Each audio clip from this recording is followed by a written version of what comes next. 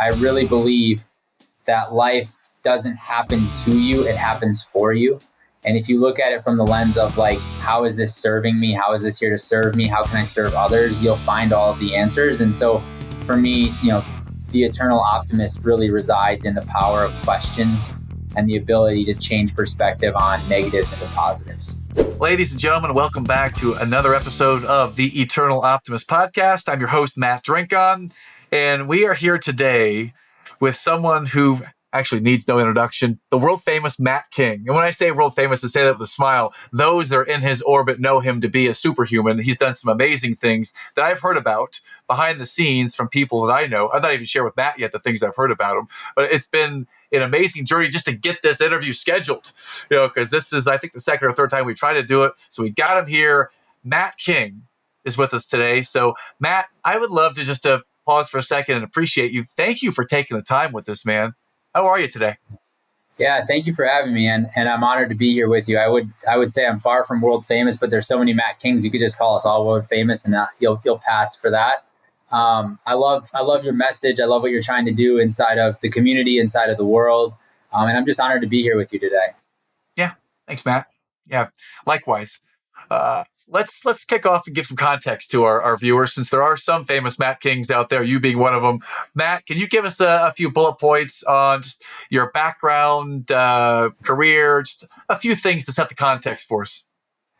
Yeah, look, I'm a husband. I'm a father. We have two beautiful children, another on the way here, actually 4 weeks from today. Got amazing parents, amazing in-laws, incredible people around me in all different aspects of life, whether it's through the schools our children attend or the businesses that I have the pleasure of owning or running. I grew up in a small town in Wisconsin. And so I was under the impression that there wasn't many more opportunities outside of what I saw in front of my face. And when I was 16, 17 years old, I was working at a country club. And one of the members one day was giving me some advice. And I worked in this glorious job at the country club. I was in the shoe room. So in the shoe room, all you do is you make sure there's enough towels in the bathroom and you make sure their shoes are clean or their shoes are shined, right? So like it's glorious, right? It's absolutely glorious. But in all reality, it was really cool because it's amazing how many cool conversations happen in a locker room at a country club, right? That's where like these deep and vulnerable conversations were occurring.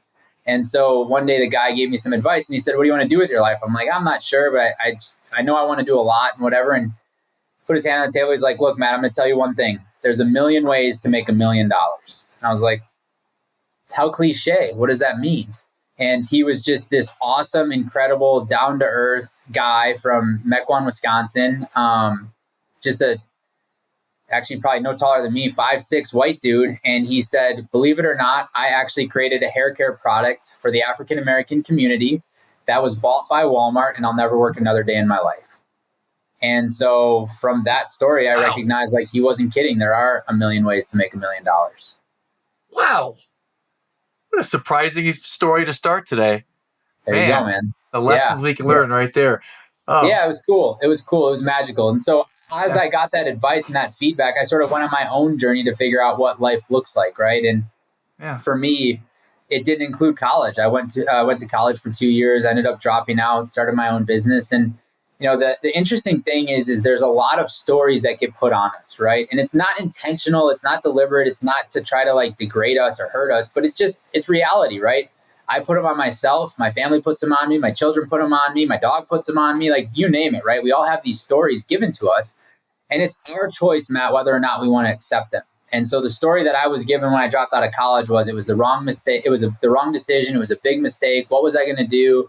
I was going to live with my mom and dad forever. And I had the choice at that moment in my life that I could either accept that or I could deny that. And I chose to deny that. I said, I have the ability to find the way or make the way to live the life of my dreams. And so I didn't accept those stories that others were trying to give me. And I pushed forward. I took chances, got lucky to meet an amazing girl who's my wife today, who pushed me to be the best version of myself, still pushes me, honestly. And so just continued every single day on my journey to try to just get 1% better. I think a lot of us think that we need to go from couch to marathon. But in reality, Matt, if you look it up, there's a couch to 5K program, but there aren't many couch to marathon programs. And so regardless of where you are at in your life, just take one step today, and tomorrow take one more, and the next day take one more. And that's exactly what I've done, man. It's a 10-year overnight success, and it revolves a lot around taking chances, believing in myself, and then saying the phrase to myself of why not me, and the power of yet, right? So someone's going to do it, why not me? And I can't do that. And rather than stopping there, saying yet. And literally, like, that's some of my team over there in my house last night, and my daughter was trying to open an Amazon box. And she says, I can't open the box. And I said, yet. And immediately she responded and said, yet. And I said, okay, now I want you to yell and pull hard. She yells and pulls hard, box pops open, right?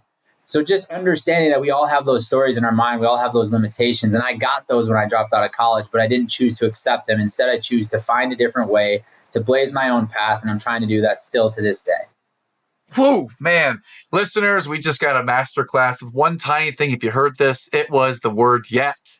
Thanks, Matt, for gifting us yet as the antidote or the solution to maybe a dead-end way of thinking or a locked-box way of thinking. Yeah, I love it. I can't is limiting. Yeah, absolutely.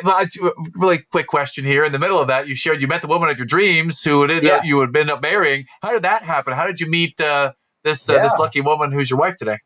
That's a great question, man. I was dating her friend, and her friend was batshit crazy. And I met Melissa. I was like, man, that chick is cool. I met her parents. I'm like, man, those people are cool. I'm like, that's the kind of person I'd want to be around. And we became very good friends, and we're friends for a long time. And then, one day we're like, hey, what if we tried to see if we were more than just friends? And luckily it worked out, and we haven't looked back. Did you actually use the words to Melissa? Your friend's batshit crazy, but man, we should talk. After the fact, I did. Absolutely. Yeah, actually, I did. I was like, man, she was batshit crazy. Yes, I did.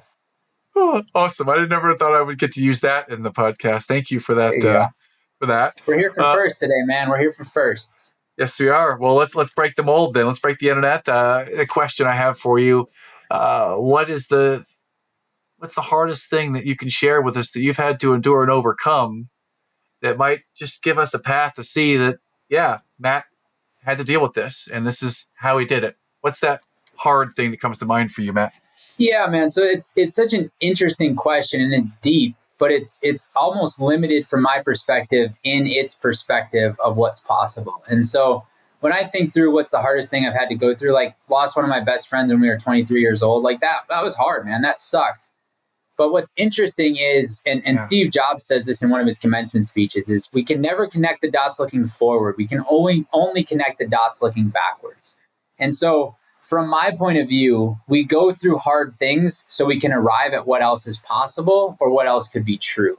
And in the moment they feel hard, but looking backward, oftentimes for me, or candidly every time for me, it's a gift. It's a blessing. It's a guiding light, if you will, on where I need to go and where I need to take my life. And so, look, man, it hasn't been all rainbows and sunshines. Like I said, lost a really good friend, went through some of my own little mental struggles when I was growing up, like didn't fit in, was frustrated, was feeling out of place, lost the state championship in soccer, like all these things that happened. But like looking back, man, like I'm not trying to find water every day walking through Africa. Like that's hard. Like that's something I can't understand. That's not something I can comprehend. Like walking all day to get water, walking all day to get water back to your family and just wake up to do it again. That's hard. My life, it hasn't been all rainbows and sunshines, but every single thing that's happened to me has been a blessing. Every single thing that's happened to me has been a gift. And every single thing that's happened to me has made me a better version of myself. I mean, Craig, my friend that we lost, one of my best friends, how fortunate was I to meet him? How fortunate was I to call him a best friend? How fortunate was I to play soccer with him? How fortunate was I to be able to have those memories? Does it suck he's gone? Absolutely. Do I miss him often? Absolutely. But his brother is still my best friend. And now we have the honor of saying we knew Craig. And so many people in this world never got that honor. And so how lucky am I? So I just believe that there's a different perspective. There's a different lens. And I know in the moments it can be hard. There's probably a lot of people listening right now, Matt, that are like, oh yeah, but your car isn't broken down on the highway, or this hasn't happened to you, or that hasn't happened to you. And like, you're right, that is hard in the moment and it hurts. But the question I would ask you is a question one of my mentors asked me, which is, what is great about this? What's great about your car being broken down on the highway? Well, maybe there was a 50 car pileup that you would have been involved in, but thank goodness you got a flat tire and now here you're on the side of the road frustrated as heck, but you aren't squashed by a semi. Now, you'll never know if that's true or untrue, but just asking yourself different questions, I believe, is where the power of life resides. And I was literally talking to my team this morning. I said, I was reflecting and understanding that so many people think that success is about answers. But that's far from the truth. Actually, I believe that success is all about asking the right questions. And even if you look at people that have spent time with Warren Buffett or any successful, as you deem successful person, you'll find that they're often the most curious. They're not there to tell, they're there to ask, because they're always trying to learn and grow and figure out how they can do whatever they're trying to do just a little bit better. So I try to remain a student, I try to remain curious, and I try to always reside in questions. I love the lens. I love the lens. So every, what you could term a challenge, every challenge in the now or in the short term, what's the greatest gift that could come from this? Like, what is the gift in the moment? I love the lens. I love the question. So if I reframe my first question from what's the hardest thing you've been through and change it to, if you reflect back and look at what were those things that may have seemed that they were hard in that moment that have been your greatest gifts, what might be one or two of those things that have had an impact if you look back and say that was actually a gift? Yeah, look, man, it was losing my friend Craig. It was hard in the moment. It sucked. We were going to go play blackjack at a casino. We were all standing around shooting pool, and he had ruptured his ACL and ended up having some blood clots from it that they didn't know about. But I mean, this guy was healthy as an ox. Like, he was probably the best soccer player I've played with. Probably could have went like semi-pro.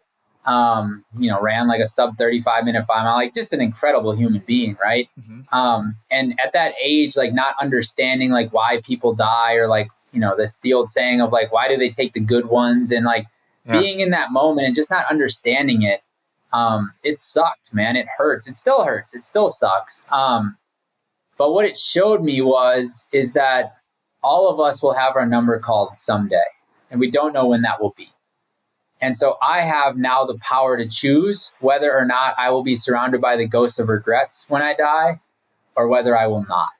Yeah. And so I don't think I would have had the courage to take the chances and make the moves and do all the things that I've done in my life, Matt, had it not been Craig passing away, right? Because I thought we were in this small little community in the Midwest and we were untouchable and we were just going to live good lives. Our kids would all go to high school together. We'd never leave. It was going to be beautiful, right? And a lot of people still choose that, and that's awesome. That's glorious. But what happened was I recognized that like we weren't untouchable. We were going to die. And I looked at myself and said, like, what would 65, 70, 85-year-old me say? And I was like, dude, you've got so much opportunity in this world. Go out and find your way. And so from my perspective, that was hard. That hurt. It still hurts. Don't get me wrong. And like, I wish I could look Craig in the eye and just say thank you, because he gave me the greatest gift anybody could ever give me, which was permission to go chase my dreams. I got a tear coming to my eye right now because I'm getting a little triggered, to be transparent. Last week, a friend passed away. He was 44, and he was with his family, and they're out west just hiking together, and it's really impacted our front row dad community. And just thinking about when someone passes unexpectedly, it is no way around it. This is like when my dad died, that was the worst day of my life. There's no way around it. There's nothing I was going to say that was a gift in that moment, but take the expanded view. Man, there are so many positive things that have come from that. I'm closer to mom now. I don't take that for granted. I cherish the legacy. It inspired us to go and read his diary, where we found in it that his only regret in life was that he didn't get to caddy for me on the pro golf tour, which led me in a totally different direction to sell my business and go try to play pro golf. I say try, Matt, because we didn't succeed. I wouldn't either, so don't worry. Yeah. In any event, I'm with you on the, it doesn't have to be easy in the moment. If you expand the view, it could be a gift. When you expand the view, it will be a gift. It's just a matter of when you're able to expand it. And for some of us, it's going to take a year. And for others of it's going to take 50 years. And there's no judgment. There's no criticism. There's only curiosity as to what else is great about this. And look, like losing my grandpa, like all those things, those happen. And those hurt. They suck. And watching grandma cry, watching dad cry, like those things are terrible. Watching my best friend's little brother, who's now my best friend, was my best man at my wedding, watching him cry, watching his parents, like that was awful. It hurt. Yeah. It still hurts. And there are gifts from it.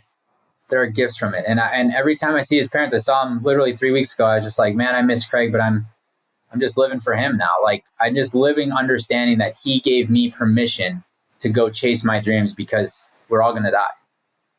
I'm curious. It sounded like you paused and you intentionally said the word "and" there. Most people would say "but." Are you a no "but" guy and an "and" guy? Yeah, I mean, I've got young kids, so there's a lot of butts flying around, right? Like, but I try to be super intentional with the language that I use. Yes. I think if you think through golf, right, you're a golfer, you know better than anybody, the stories we tell ourselves become our reality, right? Don't hit it in the water. Where do you hit it? I hit it in the water. The mind doesn't hear don't, right? Don't get in that bunker. You go in the bunker, right? So it's about reframing and just thinking through the words that I use and the impact that they have on me.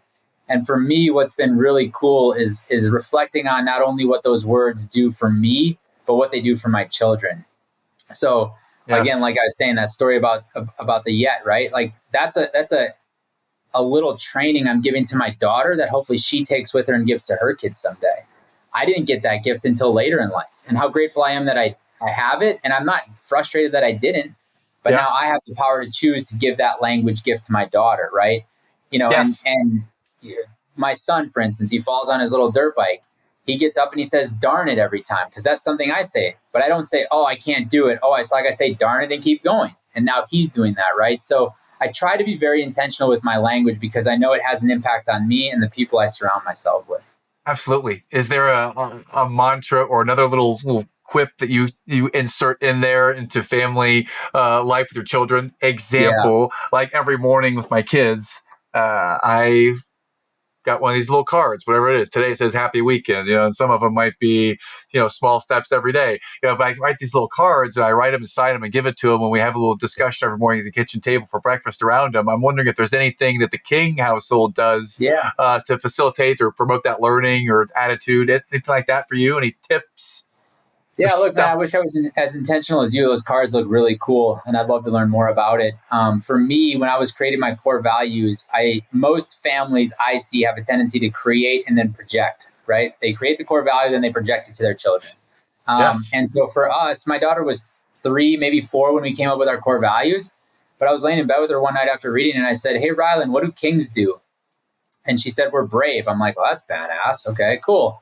I'm like, hey, Ryan, what else do kings do? She's like, we're kind. I'm like, okay, that's badass. We got 2. All right. I'm like, hey, Ryan, what else do kings do? She's like, we win. I'm like, all right, we're done. We're brave, we're kind, and we win. Like, what else can I get from my life, right? And so when she started kindergarten on Tuesday this week, on Monday night, I was laying in bed with her, and she was telling me, Dad, I'm a little bit nervous. And I was like, man, I'm so excited that you're nervous. And she said, why? I thought being nervous isn't a good thing. I said, because being nervous shows that you care, Rylan. And remember, kings are kind and we're brave. And so when we're nervous, we just remind ourselves we're brave. And guess what you're going to do tomorrow? You're going to win the day, right? And so she marches into kindergarten like the president of the United States and comes home, won't tell us about her day, but she had fun and all these things. But, right, it's using her mantras for her, right? And they resonate with me, but winning doesn't necessarily resonate with my wife. She's not competitive. So she's like, I don't really like that. I'm like, well, that's beautiful. You don't have to choose that for you. However, I'm choosing it for me, and Rylan chose it for her. Now, Bodie, he's 3, so he'll start to come up with his own things. Right now, it's just dirt bikes and other things. But, at some point, I'm going to ask him the same questions, and his words may be similar. They may be different. But whatever they are, they're going to be his words, and I'm just going to help cement them into their mind because I believe it's in their DNA already.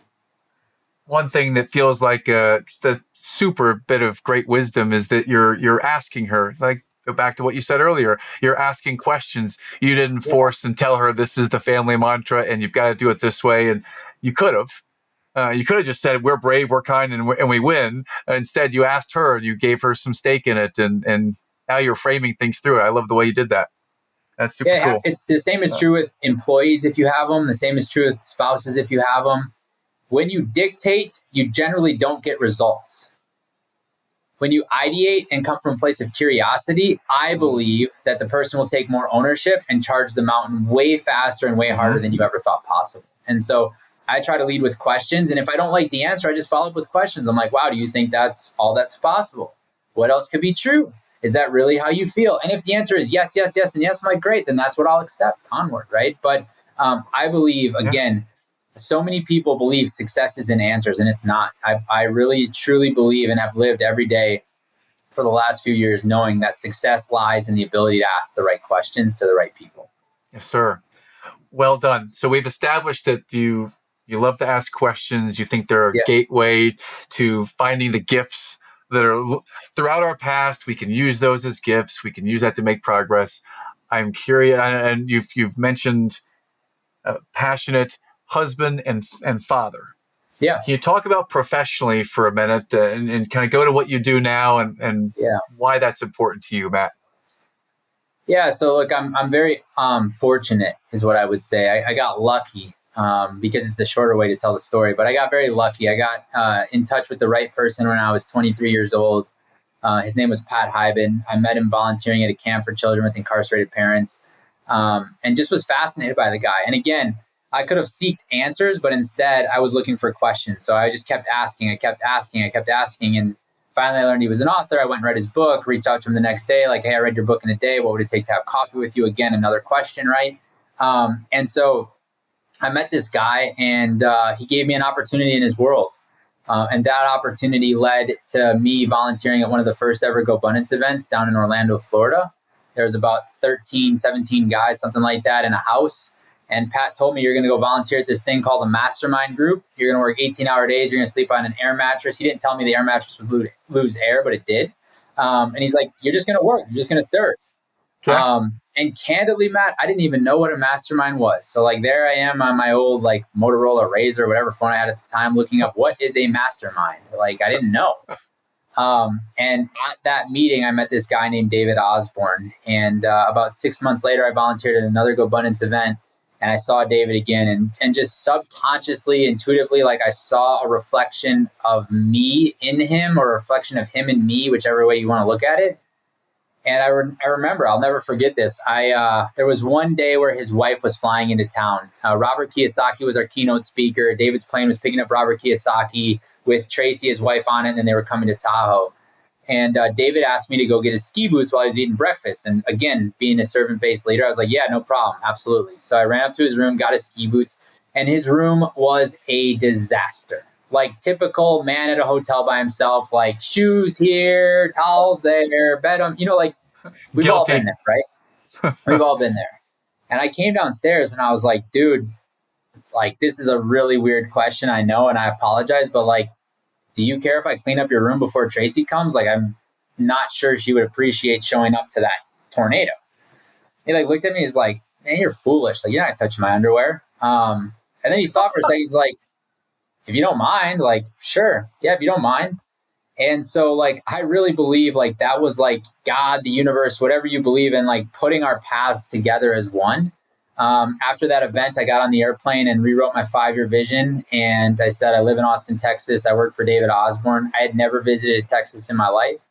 2 weeks later, he called and said, what would it take to get you to Austin? And we've been here for 10 years now. Started out just as like his water boy. Look over his shoulder, take stuff off his plate is what he said. That's what I did. Fast forward 10 years, I run his family office, oversee the operational companies that he owns and operates, make all the investment decisions with him and for him, oversee his trust and estate plan. And then in addition to that, have the privilege and honor of being the CEO of GoBundance, which is the community that changed my life. And now I have the ability rather to be in the back of the room serving water, to be in the front of the room serving water, and have that same impact happen for others. And what's really cool about it, Matt, is the ripple effect. Like it's changed my life. That's amazing. It's magical. But that change has rippled to my family. That change has rippled to my parents. That change has rippled to my community, to my friends, like to people I've never even met, just from the perspectives that I have on life. And so I really believe that with the GoBundance community and what we're setting out to do, that we have the ability to change the world. And when people ask me, why do you get up in the morning? What are you chasing? I'm like, I want to change the world. I want to change the world in a meaningful way. And I truly believe that if we change men in all aspects of life, and then they go and impact their families, and that family goes and impacts the community, we will change the world.